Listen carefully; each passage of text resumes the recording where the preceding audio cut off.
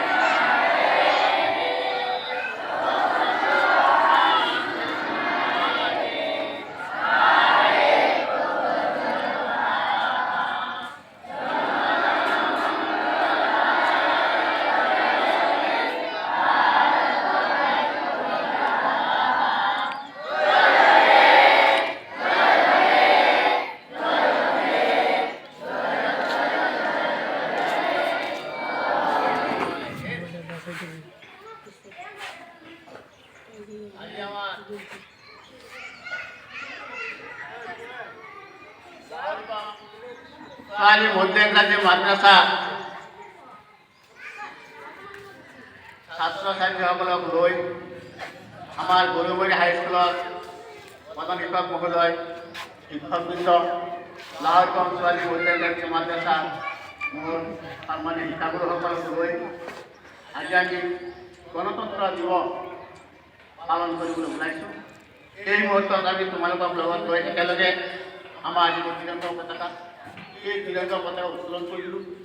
এই ত্ৰিৰংগা পতাকা উত্তোলন কৰিবলৈ আমি ঘোষণা কৰিলোঁ, আমি এখন গণতান্ত্ৰিক দেশৰ নাগৰিক, আমাৰ দেশখন গণতন্ত্ৰ, আমাৰ দেশখন স্বাধীন। এই স্বাধীনতা যে আমি স্বাধীন দেশৰ নাগৰিক, এই কথাটো আমি পতাকাৰ জৰিয়তে পুনৰ বিশ্ববাসীক আমি অৱগত কৰিম। এটা কথা হৈছে, আমাৰ ভাৰতবৰ্ষখন তোমালোকে প্ৰত্যেকেই জানো, মোগলসকলে প্ৰায় 600 বছৰ আৰু ইংৰাজসকলে প্ৰায় 200 বছৰ ৰাজত্ব কৰিছিল। সেই সময়ত আমি গোটেই ভাৰতীয় নাগৰিকসকল জনসাধাৰণ আমি কি আছিলোঁ? ইংৰাজৰ গোলাম হৈ আছিলোঁ। ইংৰাজৰ গোলামত্ব আমি গ্ৰহণ কৰিবলগীয়া হৈছিলে। ইংৰাজসকলে আমাক নানা ধৰণৰ অন্যায় অত্যাচাৰ কৰিছিলে আৰু সেই অন্যায় অত্যাচাৰৰ প্ৰতিবাদত আমাৰ ভাৰতীয় যিসকল মহান ব্যক্তি আছিলে, যেনে মহামানৱ মহাত্মা গান্ধী, জৱাহৰলাল নেহৰু, মতিলাল নেহৰু, আবুল কালাম আজাদ, ফখৰুদ্দিন আলী আহমদ খান, আব্দুল গফুৰ খান আদি কৰি যিসকল মহান ব্যক্তি আছিলে, তেখেতসকলৰ নেতৃত্বত ইংৰাজৰ বিৰুদ্ধে গণ আন্দোলন আৰম্ভ কৰা হৈছিলে। সেই আন্দোলনত ইংৰাজৰ চিপাহী বন্দুকৰ গুলি আমাৰ ভাৰতীয় মানুহ হাজাৰ হাজাৰ মানুহৰ মৃত্যু হৈছিলে। আৰু তোমাৰ একত চিপাহী বন্দুকৰ গুলিতে নহয়, বহু ব্যক্তিয়ে তেওঁলোকে ফাঁচিকালত সোমাইছিলে, কালাপানী তেওঁলোকে নিক্ষেপ কৰিছিলে। এনেধৰণে নানা ধৰণৰ যন্ত্ৰণা কৰি পেলাই প্ৰায় সেই সময়ত ৯৭,০০০ মানুহৰ মৃত্যু হৈছিল। ইংৰাজৰ অত্যাচাৰত প্ৰায় ৯৭,০০০ লোকৰ মৃত্যু হৈছিল। এই ৯৭,০০০ লোকৰ প্ৰায় ৬৩,০০০ আছিল মুছলমান। ৯৭,০০০ লোকৰ প্ৰায় ৬৩,০০০ আছিল মুছলমান মানুহ চলিছিলে এই ভাৰতবৰ্ষত।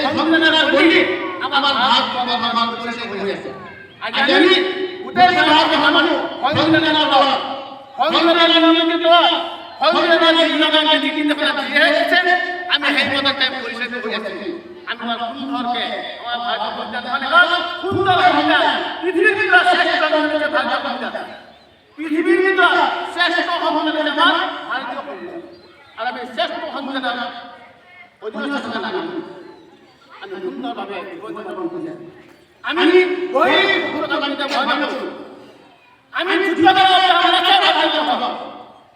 পাকিস্তানের অন্য যদি আমার আক্রমণ করতে আমি আমার সিপাহী সিআরপি সন্ধ্যাবাদী প্রয়োজন নাই আমি নাগরিক দলে পোস্ট আসলে নাই প্রত্যেকের দলে আমি সকলে গেছো আমার দেশের স্বাধীনতার আসলে নাই গতিকে আজ আমি প্রমাণ